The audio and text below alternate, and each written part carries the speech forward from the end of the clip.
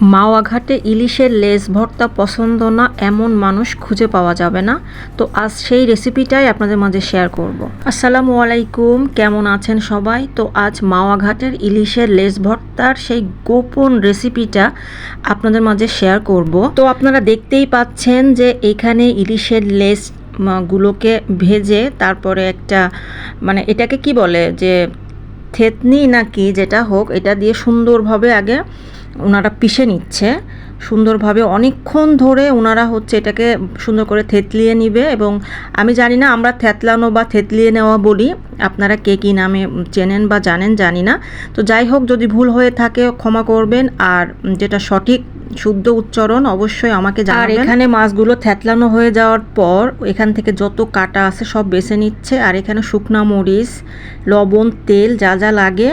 আর এখানে আরেকটা জিনিস দেখলাম যে ওনারা ইলিশ মাছের যে ডিমটা, ওই ডিমটাও এর ভিতর দিয়ে দিল। হয়তো এই ডিমটা গোপন রহস্য কিনা জানি না। সেটা দিয়ে সুন্দর করে থেতলিয়ে নিয়ে আর কাটাগুলো যা যা আছে সব কাটা সুন্দরভাবে বেছে নিল।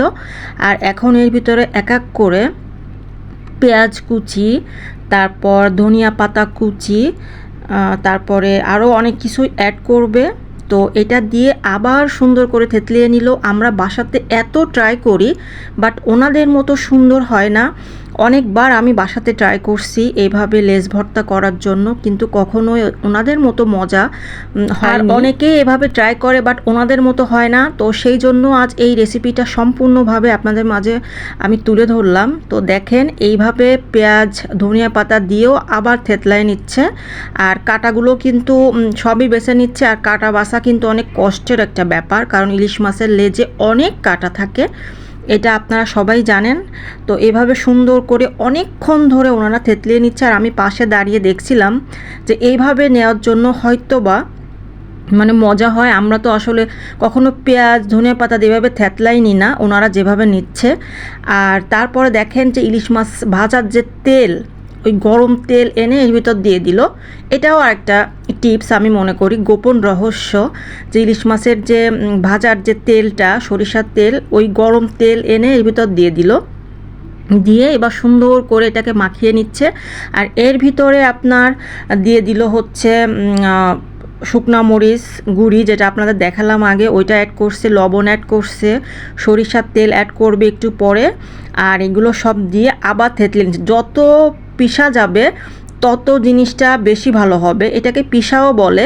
তো যত সুন্দর করে পিষে নেওয়া যাবে তত এই ইলিশের লেজ ভর্তাটা বেশি মজার হবে খেতে। আর এই জন্য আমি ভাবছি যে এরপরে যখনই আমি বাসাতে ট্রাই করব, আমি এইভাবে পিষে নিব। আর এখন সরিষার তেল অ্যাড করে দিচ্ছে এর ভিতরে। আগেও ভাজা একটু তেল অ্যাড করছে, এবার কাঁচা তেল অ্যাড করলো, করে একসাথে সুন্দর করে এটাকে মাখিয়ে নিবে। মাখিয়ে নিয়ে তারপর এটাকে সুন্দরভাবে প্রেজেন্ট করবে।